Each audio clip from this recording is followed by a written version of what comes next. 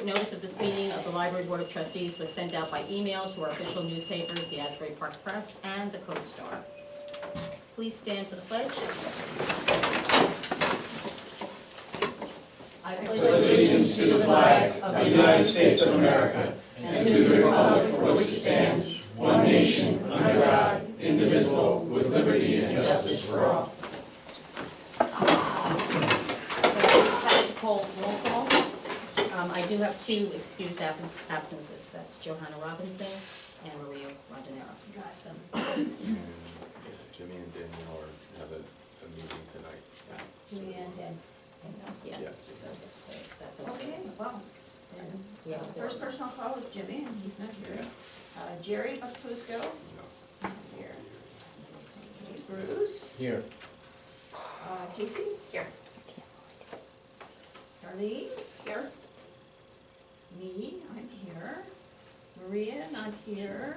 Johanna's not here. Mike. Present. Okay. Sharon. Here. And Danielle is not here. Okay, thank you. Thank you. Can I have approval of the minutes from the April meeting? Motion. I'll second. Thank you. All in favor? Aye. Okay. Thank you. Approved. Okay. The next order, I believe, is which one, Mr. Holm? Yes.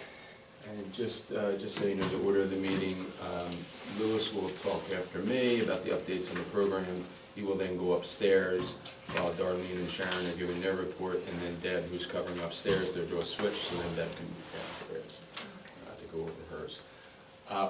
Mike and I met this morning. I want to thank Mike for coming to meet with our engineering firm and the construction firm. As you can see in the back, all the windows are in. They went in on Friday. And we went over the procedures, when it's going to start, safety concerns, and with Mike's expertise, he was able to go over some things that I didn't think of. So Mike, I want to thank you for being there. Just to give you an idea, Mike, if I miss anything, please tell me. Starting Thursday, the idea is to put the scaffolding up. He did say that there's a possibility it could start Monday, but the idea is to start Thursday. The order of the windows is to do the back of the building first, starting at that corner over there. Lewis sent out a notice to our patrons that door will be closed, and we won't be able to use that until they move further along the back. However, if we have someone that needs to use that door, they can contact the library. We can stop the construction if they need to come in. We also want it for regress if there's an emergency, that it's available as well. But again, starting with the small windows going this way, and then once we get to the back, Ted from MTB said we would discuss then in terms of, based on how it's going, what would be next in terms of the windows.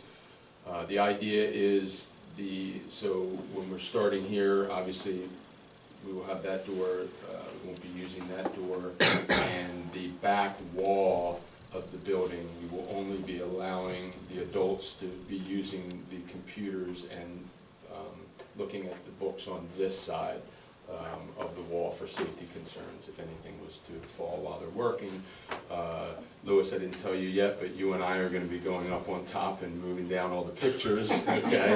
And the Okay. Yes, and the wireless, the routers and the TVs and whatnot, so we'll be doing that.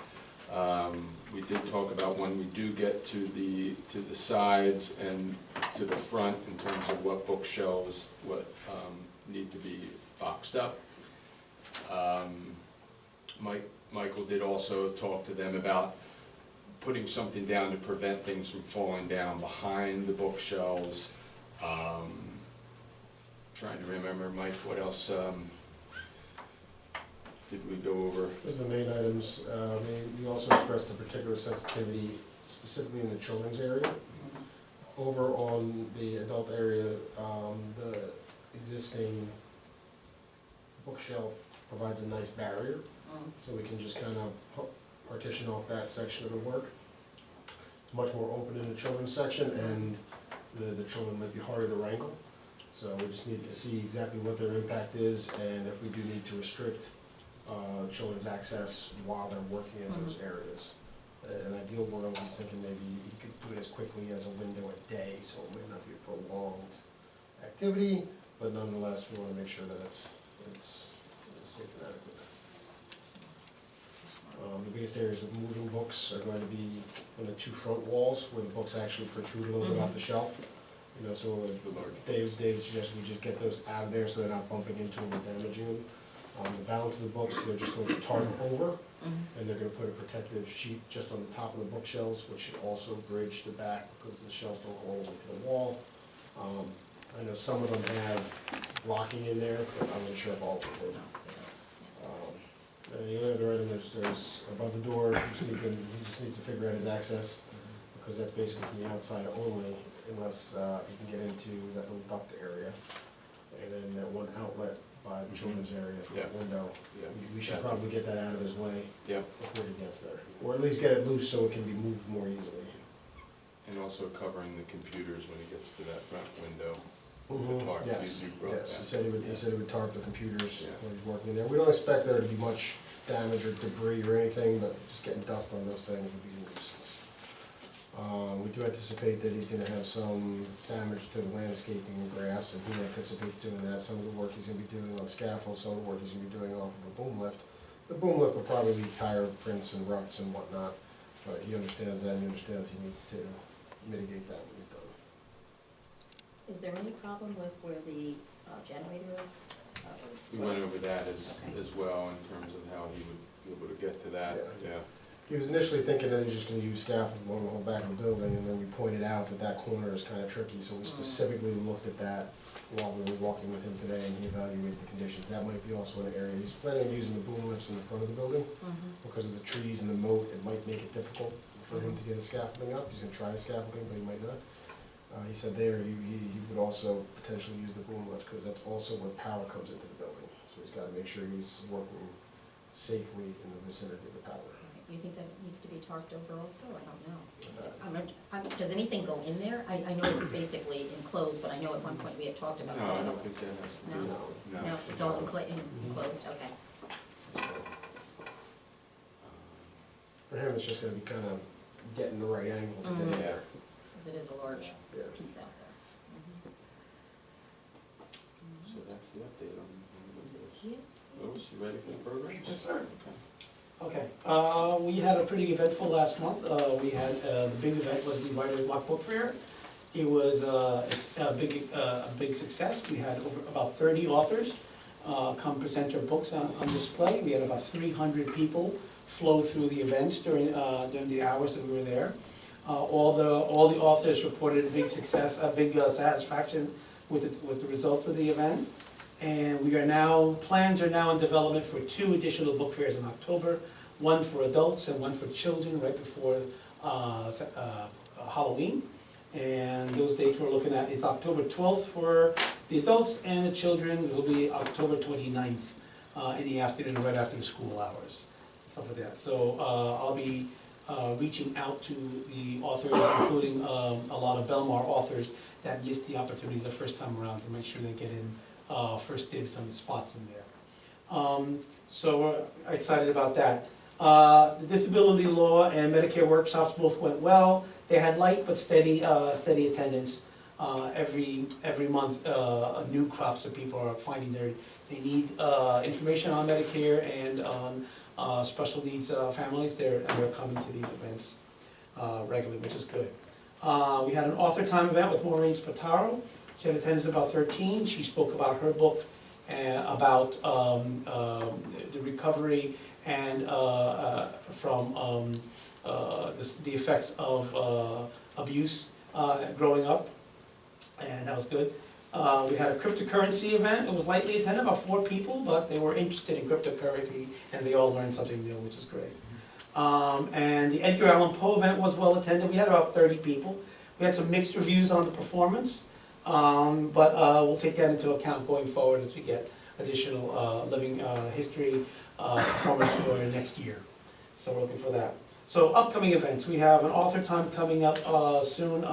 Lucille Madalena, Move On By, this is her book right here. And she is a Belmar local, she's a member of the Historical Society.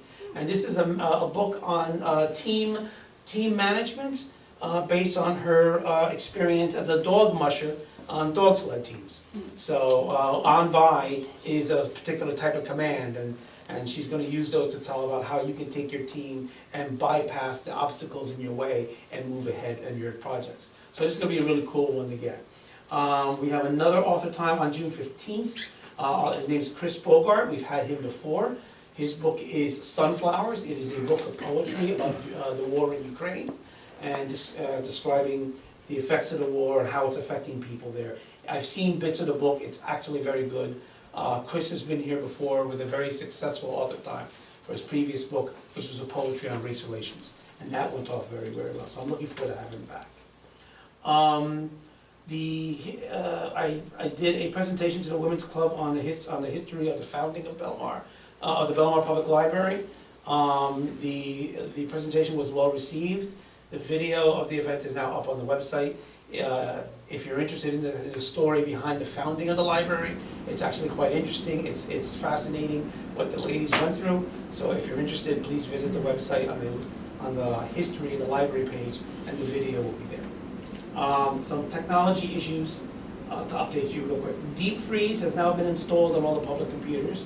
So this is a program, as you record, that will, when a patron steps away from the computer or after a period of inactivity of 30 minutes or more, the system automatically reboots and resets itself to a pre-configured, locked-in configuration, and that wipes out any changes to anything that the patron's made. So any personal information that the patron left behind, or personal documents or downloads, wiped out clean and brought back to normal.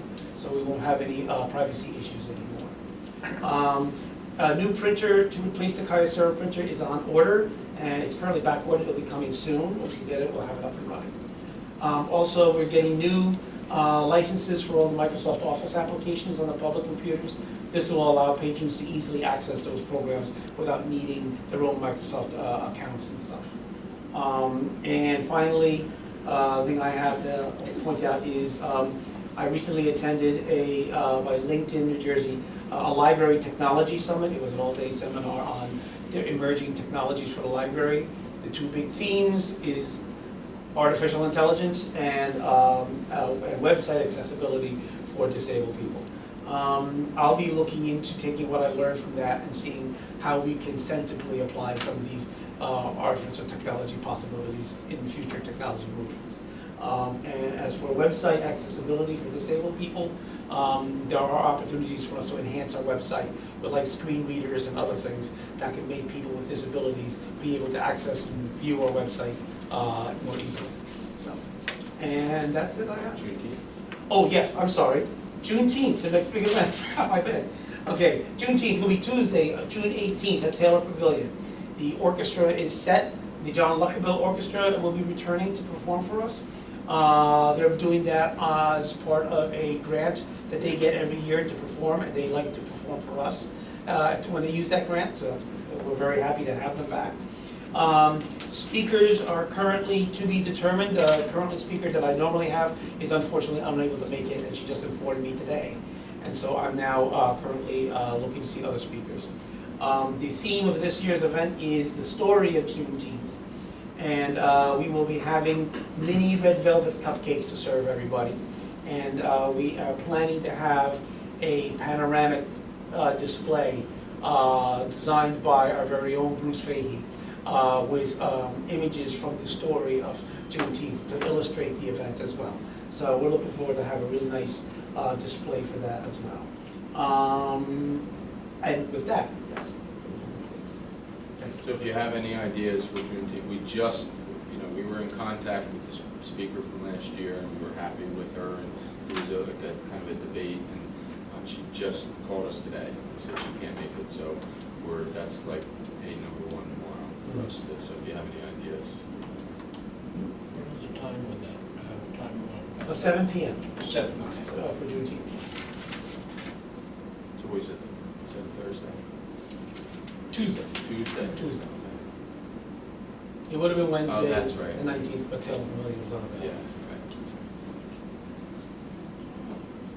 Treasurer's report?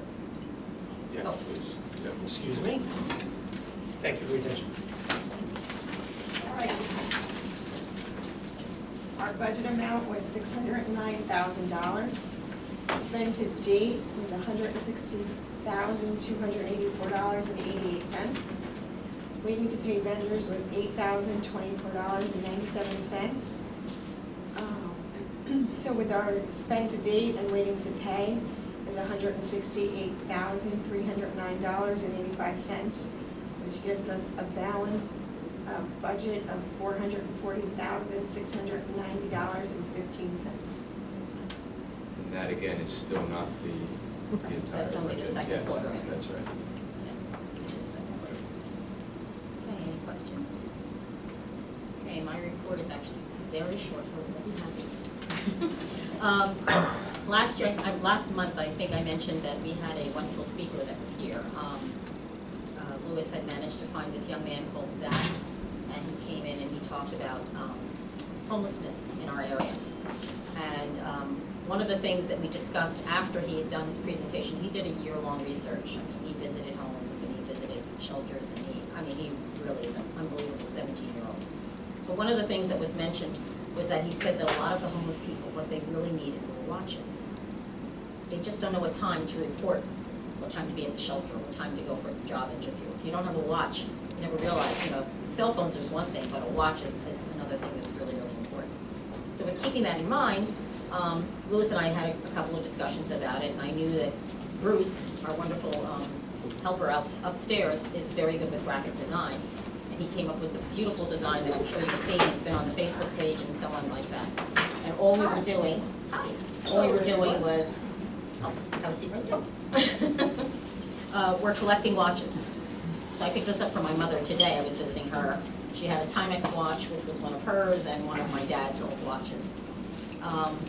I think that it's just going to be a wonderful thought to be able to, I know Deb can probably attest to how many have come in. In fact, quite a few came in today, as I understand, from Avon, was it? Avon? I think it was Avon Library. I think Louis had mentioned it to me, that they had a Friends of the Library sale, and they had leftovers, and so they just donated the extra watches to us because they knew that we were doing that. So it's nice to collaborate with that kind of thing. So hopefully we'll have a chance to meet with Zach and his dad, and have him come and pick them up and go over some of the watches and see how they want to best use them. So just leave it at that. Did you mention the issue about if they were valuable? Well, that's what I think we'll talk to the father when he comes in, so we'll mention that. The other thing is we have a donor who wants to donate in memory of a spouse, a memorial bench. And so we looked at some options. I think we discussed it back in either December or January, February, something like that. We'd come up with some ideas. So this individual has looked at several of them, is willing to pay for it themselves. I've actually talked to Pat to see if I could get some ideas of someone that might be interested in doing either illustrations, artwork, something like that. And I know Anita's in the back there, so she knows a little bit about what I was talking about with the benches. Remember we talked about benches a while ago in the shape of a book? Oh, yeah. Okay, anyway, so that's one of the things that we're looking to see if the board is in approval. We just need to have an approval from the board in order for her or him to be able to do this donation. And I think there'll just be a small little plaque in memory of the spouse that passed. It would look a little bit like this. I apologize for the terrible picture. I couldn't get it printed, but here's at least a blank one, so you can see. Now, it would be fiberglass. So with it being fiberglass, instead of cement, it will last longer, and it's really made for outside. And so it should be a great thing for our residents to sit upon, the children to enjoy, and so on and so forth. So I guess I have to ask for a motion? Yes, a motion for that, to see if this would be allowed and we could pick a spot on it and stuff like that. That would be up to us. But could I have, I guess I would like to make a motion that we accept this donation in honor of the spouse that passed, and that this person would be responsible for all of the prices incurred. I'll second. Okay, do I objection, let's vote then. All in favor? Aye. Anyone against? Any abstentions? So moved. That's it for my president's Okay, report. great. Deb? Okay, I'll be quick, not much So today. I just wanted to, first of all, tell everyone that we are launching the summer reading for this summer. I just wrote down a flyer, if you want to pass it around just to see what we're doing. It's a bingo theme, we want to play bingo out on the lawn on the first day of the launch. We're hoping to get a big turnout, I'm hoping, so I just want you to know that was launched. I think I browbeat your daughter into saying she had to participate. The second thing was mentioned, I don't remember who mentioned it to me, if it was you or Louis maybe, about an open house. Yes. The ladies upstairs all contributed ideas and they're great, they would love to have an open house, but they would like to do it with a theme of some kind. It could be an author, it could be a genre, it could be anything, but we would do more than one, in other words, and have a theme. And I just wanted to throw that out there because this is something that they would like. They felt just having an open house, people coming in and out, looking around, wasn't as enticing as having some kind of draw to it. So, something to think about. And my last thing is I just want to tell everyone about the strategic plan. Well, our next meeting is the 23rd. We haven't met since the last time. 3 of the members have been traveling Europe, so they all are due back this week and early next week, so our meeting will be Wednesday night. And then at the next meeting of yours, I'll be able to update you on what went on there. And that's it, just those 3 things. Anybody have any questions or, you good? Okay, So great. how would you like submissions to come to you, through an email of ideas? You were just saying that they were Oh, looking yeah, for you can ideas. email me, we can chat upstairs, you can tell whoever's working, oh, this might be a great idea. Mhm. And everyone's open to it. They like the idea of hosting, so I think it would be a nice I gesture. think that's great. Okay? And if anyone has any questions that are not in reference to the theme, that's fine too. Yeah. You know, if they come with a question, and so it's an open house with a theme, but if there's anything there's questions about it. Yeah, we just figured the theme might be able to throw out there that might draw people in. Windows are coming. I see new things on the horizon. Through the windows. Through the window, I have them. Seeing is believing. I'm already writing down ideas. Okay, no. And one of the things I was thinking about, that Louis said, I just wanted everyone to know is, he was talking about the book fair. We did check, and it doesn't, it's not competing with the trunk or treat. Oh, perfect, So, yeah. when you That's heard good. October 29th, I thought, well, that could be a problem. Well, it's good that we have the ability, and that was one of the things that I mentioned with DPW, is sending a calendar of all of the events so that, Right. we all know, and the hardest thing is you don't wanna compete, Right. you don't wanna compete with something else, so. Yeah. And we check, I always text Barry, or John, if we have any questions. Okay, So, they can get- awesome. Good. Okay. Thank Send you. those back down. Okay. Thank you. Have a good night, everyone. You You're too. welcome. You too. Thank you, Deb. Okay, old business. Anything to bring up regarding old? Okay, I think we talked about most of the things that have already taken place, so let's go to new business. Quick thing, we had talked about that CPR. Yes, I know you had mentioned that there would be one. Yeah, so we had it for the available. staff, Right. and then we Good. will, the problem is that Rob, we have to wait till the fall, because he's very busy from that, he's doing some other towns and doing some staff, Right. so it will be in the fall for the patrons. Good. Yeah, To but the he fi- did a great job, and we really had a great turnout with the staff to come on a Friday afternoon, and, so it went well. Do they offer them through first aid or firehouse or anything like that? I think- Instructors. I think Rob does it. He Rob does it is for the all one of that them? Rob does it, Yeah, Okay. Rob Yeah, does it, so- so he does our department and a few other towns, I think he's an Yeah. instructor. Yeah. Yeah, he was doing for, I think for Seagirt, Manasquan, I saw it on some of the, And does he do two different ones, like an adult one and a children's one? No, it's It's a all combination all usually. inclusive? yeah. And they incorporate the AD, Do using the defibrillator. Defibrillator. The one though for the patrons will probably be a community one. Mm. It's not as long, Mhm. you know. I'm not sure if it has the AED though.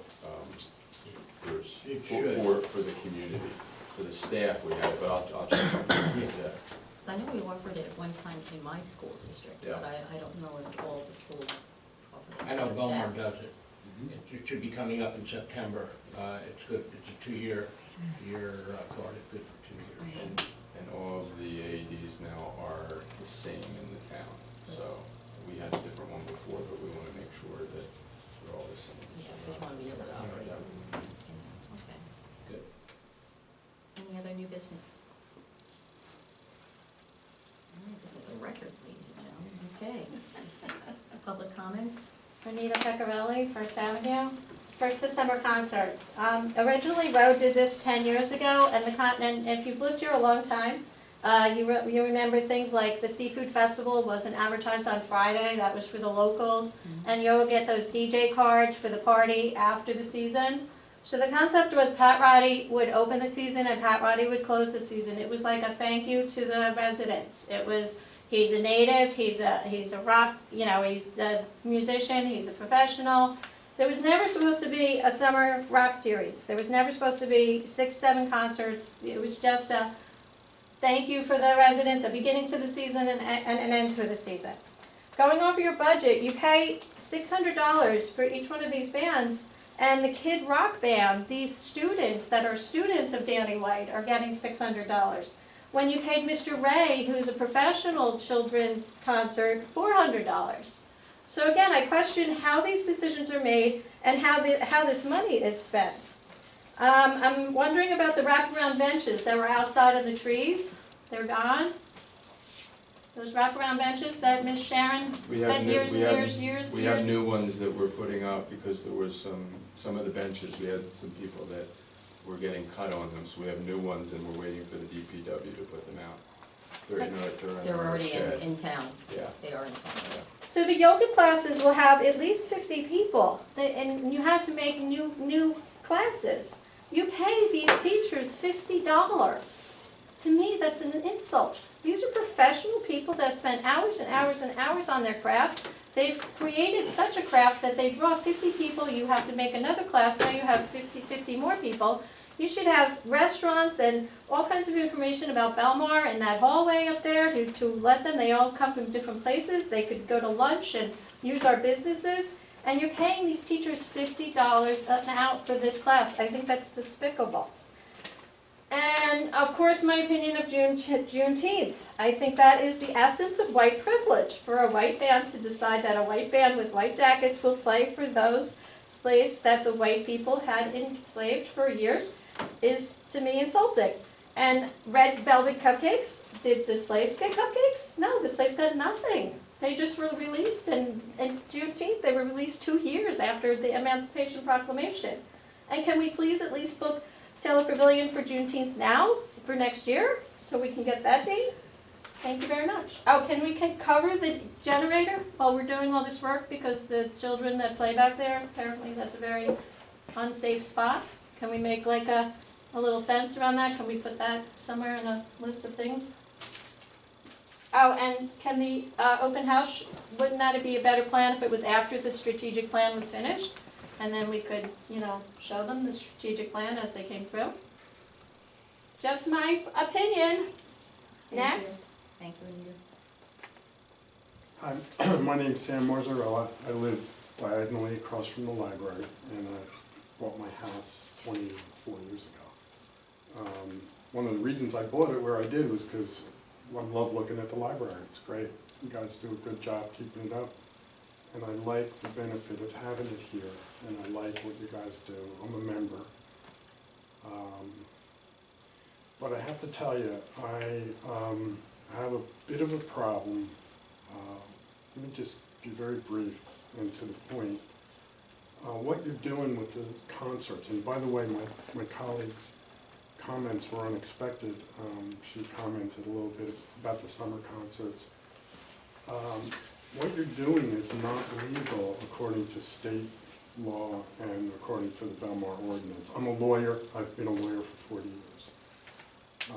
and it's not really my nature to complain. But I've been holding my tongue all this time. You can't even hear yourself think inside my house.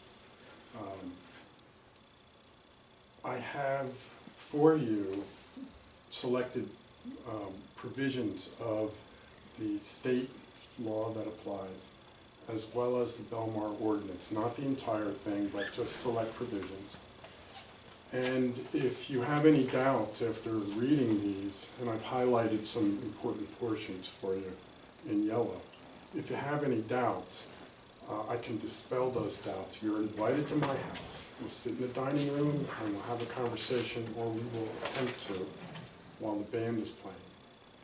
For some reason, the acoustics are such that the band music bounces off the stone and it arrays out, and it's even louder than, I've stood in front and listened to the band. It's even louder than when you stand in front. I've held my tongue for all these years because I think it's a good thing generally, but I can't stand it anymore, to be honest with you. And it's like, as a good neighbor, I picked up the phone, called the library, asked what could be done about it, and Dave was nice enough to invite me here, and I've invited Jill Hernan and Tom Madigan as well to speak on it if you want to hear from them. But I picked up the phone and was invited here, and so here I am, and I hope that you can do something about it. It is, although I'm a lawyer, and although this is a clear violation of the law, you know, I'm not looking for, you know, I'd like some sort of compromise. You've got Piano Plaza right down the street here. You've got the park right down the road. This is a residential neighborhood, and state law prohibits you from doing what you're doing. I don't want to put it in those terms, but it is a prohibition. It's not allowed. And the ordinance is even stronger than the state law. The ordinance, I'll just be very, very brief here. I don't want to beat a dead horse, but hopefully you'll read this stuff. Or if you have any doubts, I'll be glad to come back. Or you can knock on my door during the next concert, and you can see and hear for yourself what it's like. Forget about using my porch if I wanted to sit out there and relax. That's not happening. Inside my house is not my house for the time that the bands are playing. In any case, I think the most important provision in the Belmar ordinance, well, first of all, let me just briefly, the state law says that any ordinance for noise has to be more stringent than state law, and Belmar's ordinance is more stringent. Belmar's ordinance, unlike state law, which provides for 65 decibels at the complainant's property line, Belmar's ordinance requires 50 decibels at the source's property line. That would be your property line. So let me give you an idea. I know I'm not an expert in decibels or in noise, but let me just tell you what the Center for Disease Control says about decibels, and they give examples. So if you've got a normal conversation like we're having right now, normal conversation is between 60 and 70 decibels. And so you are prohibited from generating noise louder than this at your property line, not mine. That is in the New Jersey Noise Control Act, which I've made copies for you. In order to read this, you need to know that the New Jersey statute allows for certain administrative regulations, and those are what I've got in here. So the statute is called an enabling statute, and then the enabling statute allows the state agencies to promulgate these administrative code provisions. So you'll find it in here, and then the Center for Disease Control examples of what certain decibels are. For example, piano practice is 70 decibels. That's it would be prohibited. So, in any case, your Belmar ordinance, as I said, is required to be more stringent than state law, and it is. In fact, the Belmar ordinance doesn't even talk about, in certain portions of it, doesn't even talk about measurements in decibels. It says the following acts are declared to be loud, disturbing, and unnecessary noises in violation of this section. You don't need to measure the sound.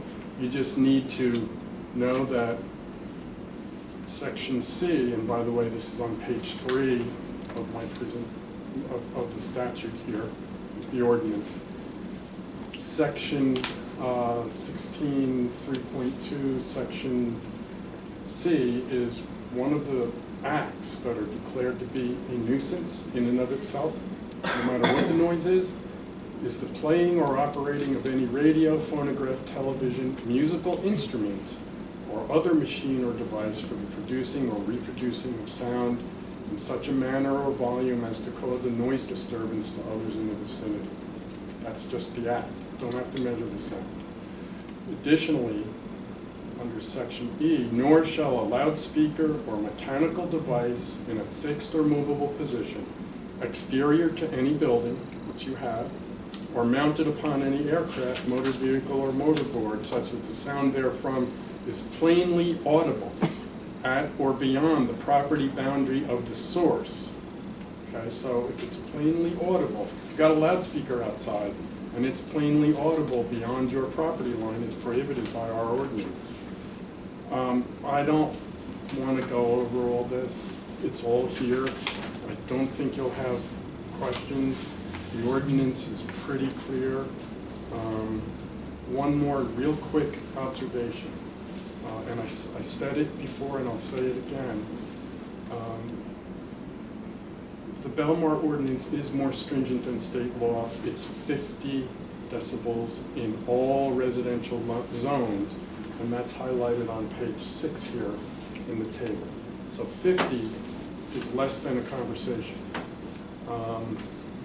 If you have any questions, I'd be happy to come back, or I'm always available to answer any questions you might have. And I hope this allows you to make an informed decision. Dave said that he would make copies or scan. So when you scan it, I do have, I have yellow highlights, so I think those will come up. Yeah. Okay.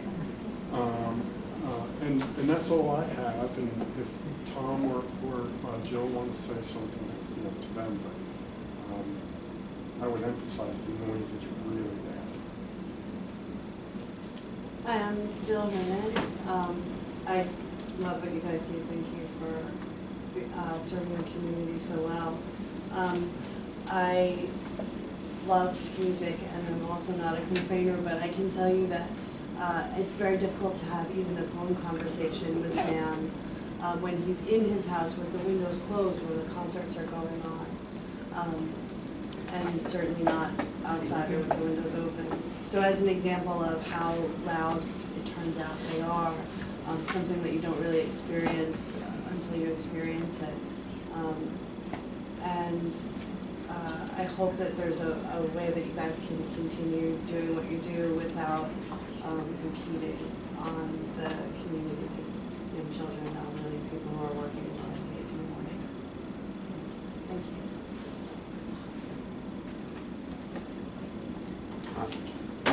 I'm John Walsh.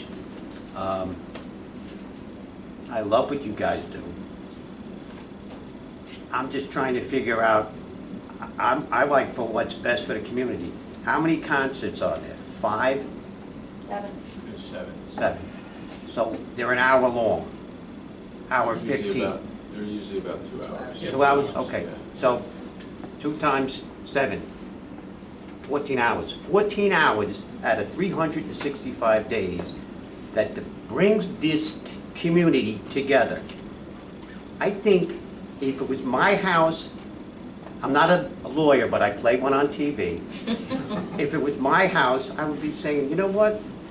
Listen, we live here, we suck it up. Just like I suck it up all summer with people parking in front of my house at 9 o'clock in the morning because there's no parking down the street.